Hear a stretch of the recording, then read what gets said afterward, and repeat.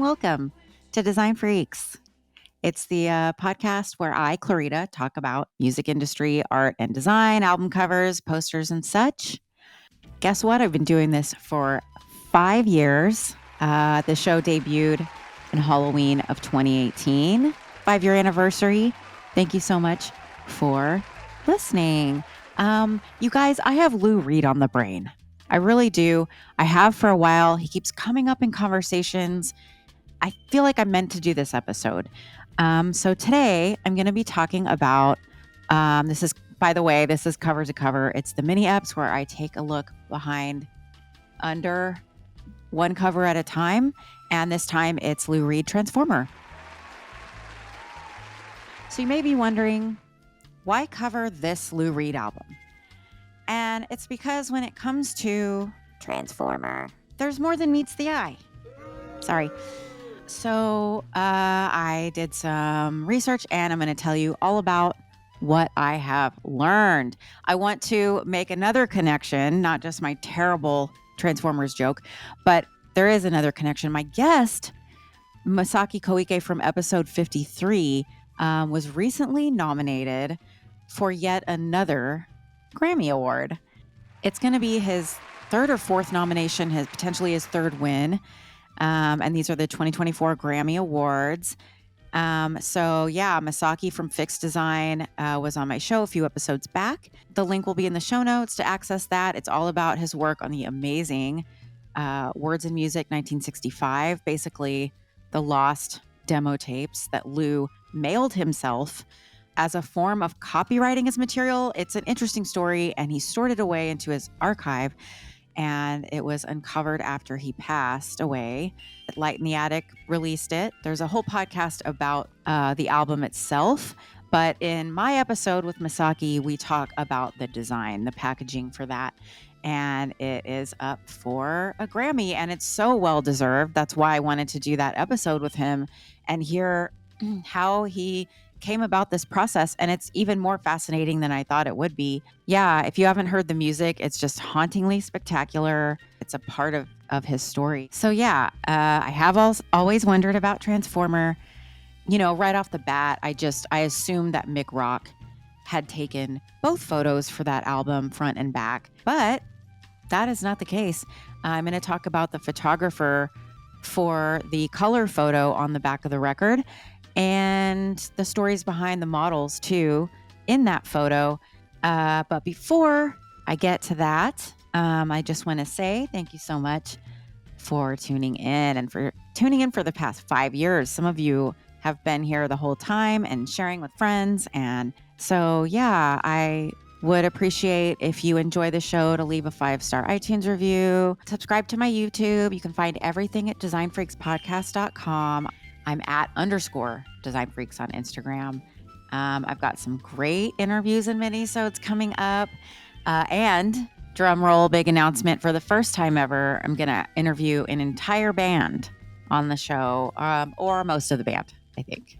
And they are celebrating a re-release of something from back in the day. So make sure to subscribe so you get the notifications. And as always, for other music-related podcasts, check out ruinousmedia.com. Let's talk about the cover for Transformer. There's quite a bit to talk about here, but I want to start like I normally do with overall album credits. I'll talk a little bit about the record itself, and then I'll get into each one of those credits to each one of the people involved. Black and white photography, Mick Rock. Color photography, Karl Stoecker, who also shot the first 3 Roxy Music covers and those amazing portraits of the members of Roxy Music. We'll talk about that in a minute. Art director and graphic design, Ernie Thormahlen, also Banana Man. I'll talk more about that. Produced famously by David Bowie and Ziggy Stardust himself, and then Mick Ronson too. And they each also did other things for they also played multiple instruments for the album. So this is kind of known as Lou Reed's Ziggy Stardust in a way. I believe that's why David Bowie was brought on board. It was kind of gonna capitalize on the glam thing, but this is very much more Lou. It's like gritty Stardust. It's got a lot of the New York street vibes to it, and then there's similarities though. So like the protagonist in Lou's case was a little bit more based on his own life, less fantasy than Dave. Whoa, cat food alert. It was less fantasy than David Bowie's Ziggy character. But in what they have in common, they're both surrounded by, fantastical characters that transcended gender roles. They were young and beautiful and on drugs. Lou says, I just wrote about people I knew and where I came from. So I read that the characters were based on people he met in Andy Warhol's factory, and I'll talk more about that in a minute. He sings about the darker side of life, but in a romantic way. It aligns with Bowie's character. So, in fact, Lou composed a demo of Satellite of Love in the summer of 1970, 1 year after David Bowie's Space Oddity, and it was recorded with the Velvet Underground for their album Loaded, but was not released at that time. Fun fact.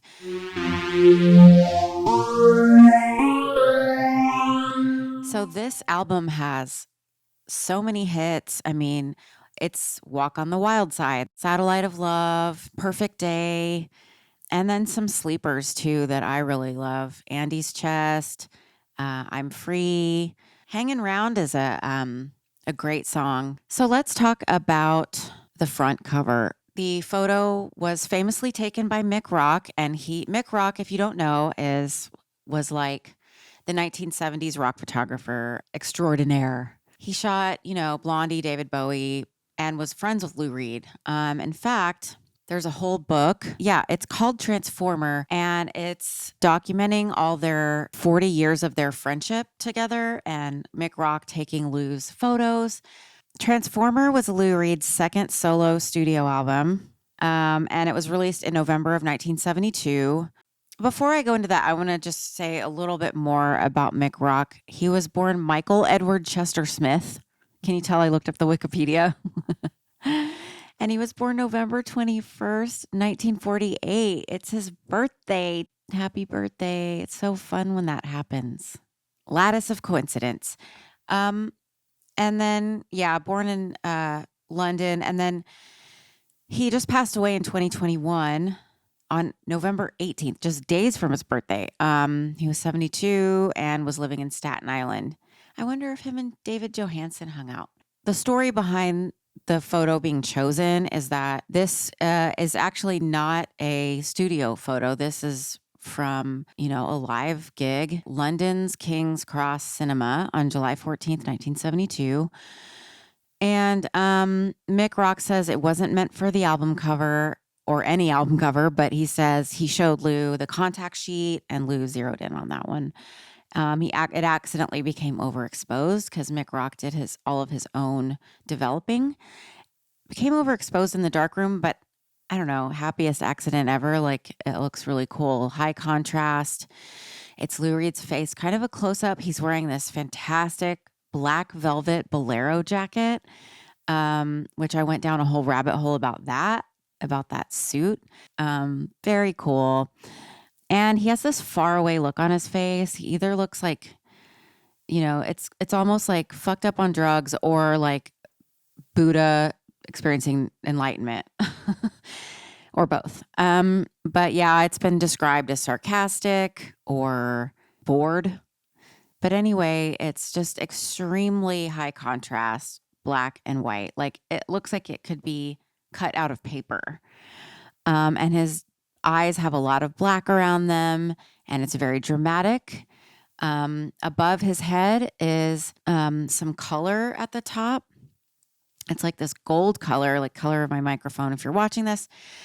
And the type is in black, but it's a little hard to read. It's a little hard to read because it's a font that is meant to look kind of like, if you're familiar with that font that AC/DC like to use called Shatter. It's got a little bit of that, but not at an angle. It's like vertical up and down.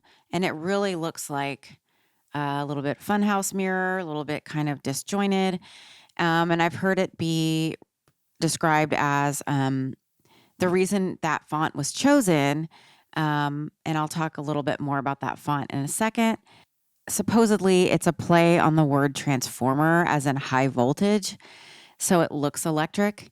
The electrical connotation of a transformer, and also the blurred lines concerning Lou's career and even his sexuality. So yeah, a lot of transforming going on as the theme of this album, obviously. So this is a photography episode, but what's so cool about Transformer is the two photographers involved couldn't be more different.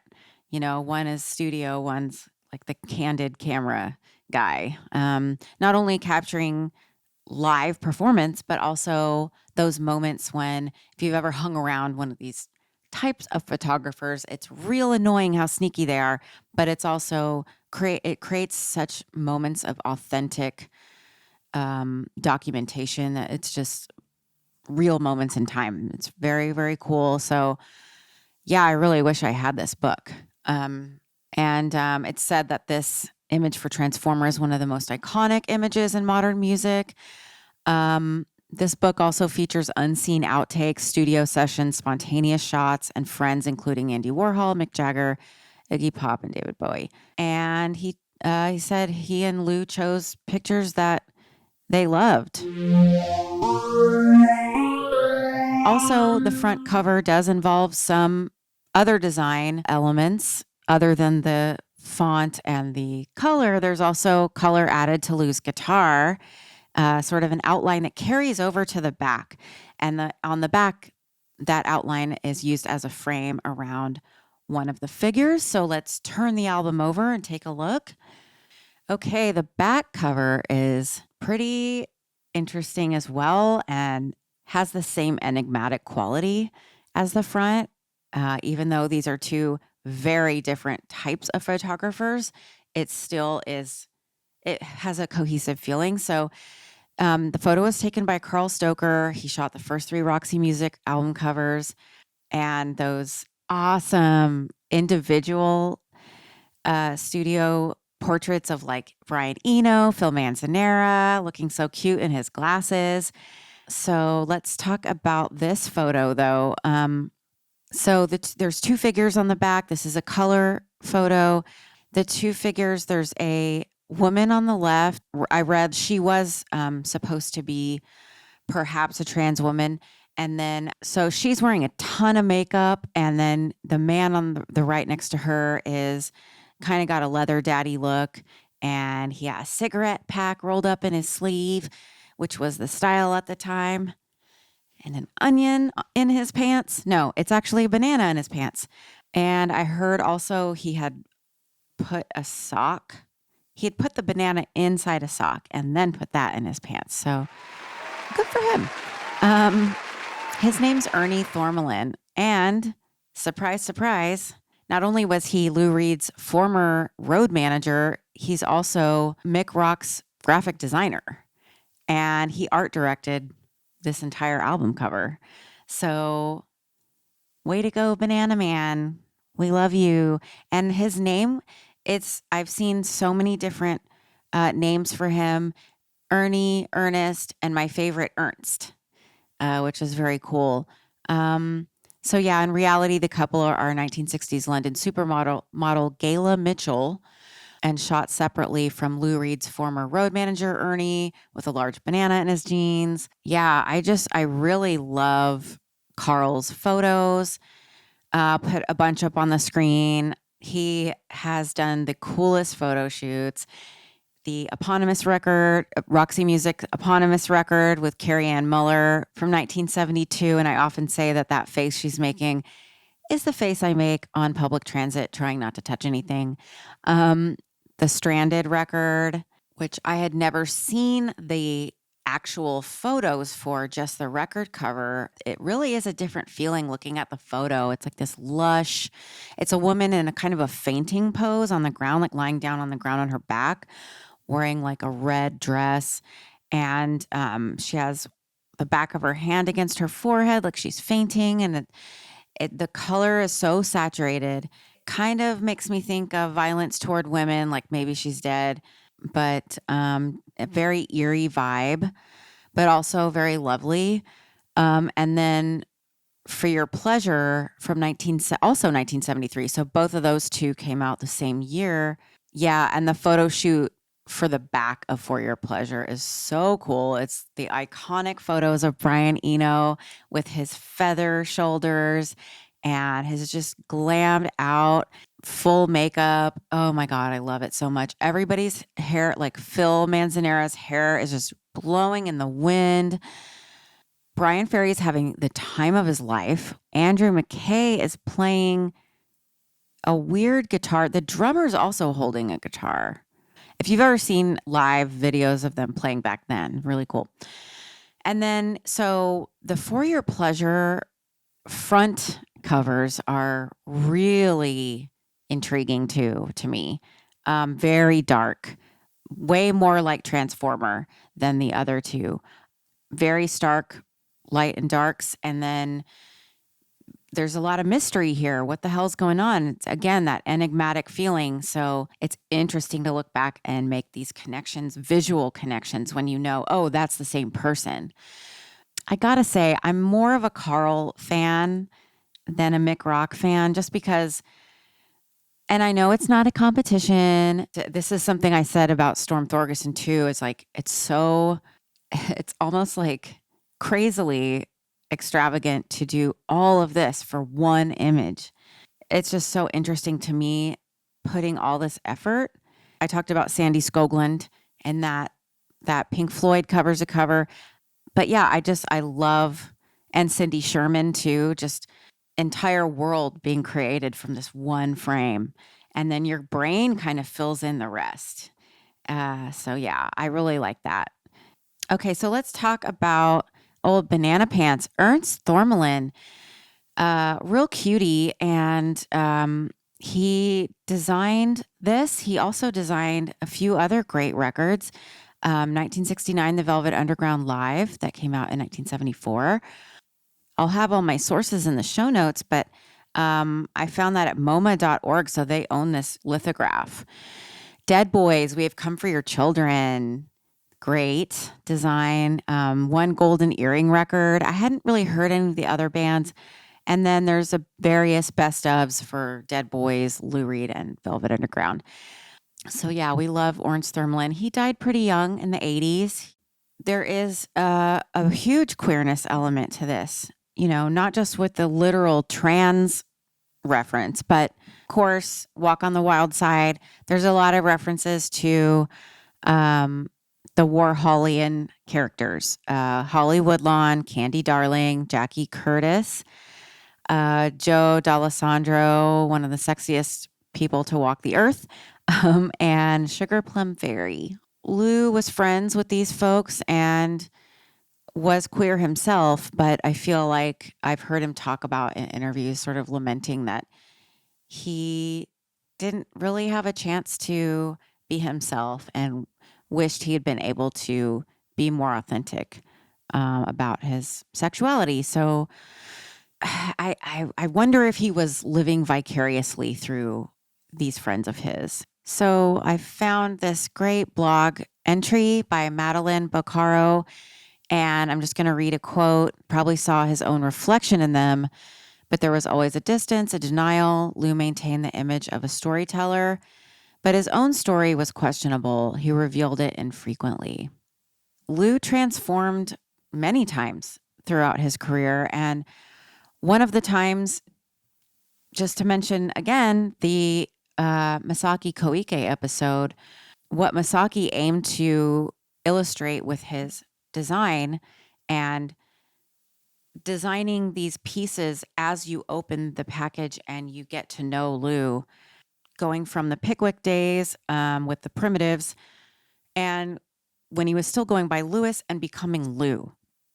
And so Masaki wanted to illustrate this sort of artist coming into focus through the use of halftone, which was also a necessity because he only had one photo to use, or I guess that was the photo they chose.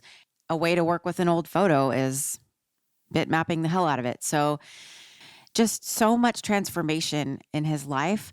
And he really was the transformer. And there was more than meets the eye. Anyways, thank you so much for tuning in for this long, winding journey I just took us on. Subscribe wherever you found me, and I'll see you next time. Bye.